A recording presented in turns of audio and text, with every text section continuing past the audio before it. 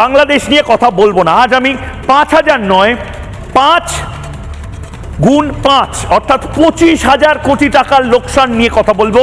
বাংলাদেশ পাকিস্তান হতে চায়, সে পাকিস্তান এই মুহূর্তে মাথায় হাত। হিসেব পত্র সমস্ত কিছু হয়ে গেছে।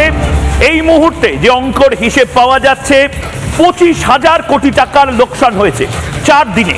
প্রায় 25,000 কোটি টাকার ক্ষয়ক্ষতি হয়েছে। মাথায় হাত পাকিস্তানের। ভারতের বিমান হানায় ব্যাপক ক্ষতি হয়েছে, এয়ার স্টেশনগুলোতে ক্ষতি হয়েছে, বিভিন্ন এয়ার ডিফেন্স সিস্টেম নষ্ট হয়ে গেছে এবং আনুমানিক, এটা ভারত সরকার বলছে না, এটা ভারতের কোনো সংবাদ মাধ্যম নয়, 20% সামরিক পরিকাঠামো পাকিস্তান নিজে বলছে। অর্থাৎ এটা 40% হতে পারে, 50% হতে পারে। পাকিস্তান নিজে বলছে তাদের 20% মিলিটারি ইনস্টলেশন নষ্ট হয়ে পড়ে আছে এবং তারা গ্লোবাল টেন্ডার ডেকেছে। ভারতের বিমান হানায় ব্যাপক ক্ষয়ক্ষতি এবং 25,000 কোটি টাকার ক্ষয়ক্ষতি হয়েছে, যেটা রিপেয়ারিং কস্ট আনুমানিক ধারণা করা হচ্ছে যে একবারে রিপেয়ার তো করা যাবে না, 1,000, 2,000, 3,000 কোটি টাকা হয়তো খরচা করতে হবে এবং সেটাও এই বাজারে খরচা করা মাথায় বাজ পড়ার মতন।